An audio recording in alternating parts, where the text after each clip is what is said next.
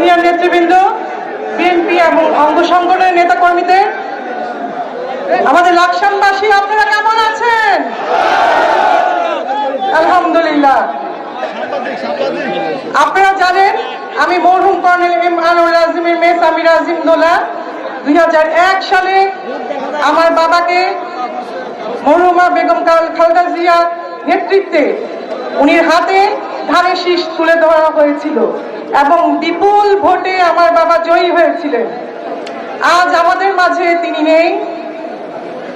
এখন আমাদের দলের চেয়ারপারসন জননেতা তারেক রহমান সিদ্ধান্ত নিয়েছেন ধানের শীষের যোগ্য প্রার্থী আমাদের আবুল কালাম কাকা।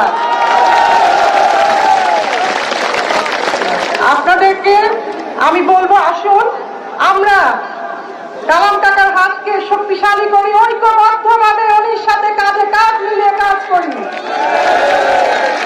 সব ভেদাভেদ ভুলে আমাদের একটাই পরিচয়, আমরা জাতীয়তাবাদী দল করি, আমরা জিয়ার সৈনিক।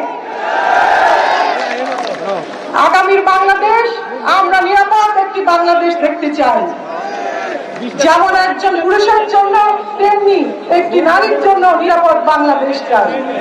সংখ্যায় কম হোক আর সংখ্যায় বেশি হোক, সমানভাবে নিরাপদ বাংলাদেশ চাই। একটি রাষ্ট্র কতটা সুন্দর তা নির্ভর করে সেই রাষ্ট্রের নিরীহ মানুষগুলি কিভাবে নিরাপদে বসবাস করছে। আমাদের জননেতা তারেক রহমান নিরাপদ বাংলাদেশ করার পরিকল্পনা করেছেন এবং সেই লক্ষ্যে আমরা কাজ করব এবং ধানের শীষকে বিজয়ী করে আমরা তার অবদানের অংশীদার হব ইনশাআল্লাহ।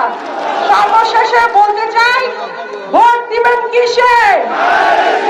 ভোট দিবেন কিসে? ধন্যবাদ সবাইকে। বাংলাদেশ জিন্দাবাদ। প্রিয় উপস্থিতি, আমরা আজকে ইয়াসিন ভাই, কালাম ভাই সহ সিনিয়র নেতৃত্বের বক্তব্য শুনবো, তাই আমরা অনেককে সুযোগ দিতে পারি নাই। আমি আপনাদের সাথে পরিচয় করে দিচ্ছি,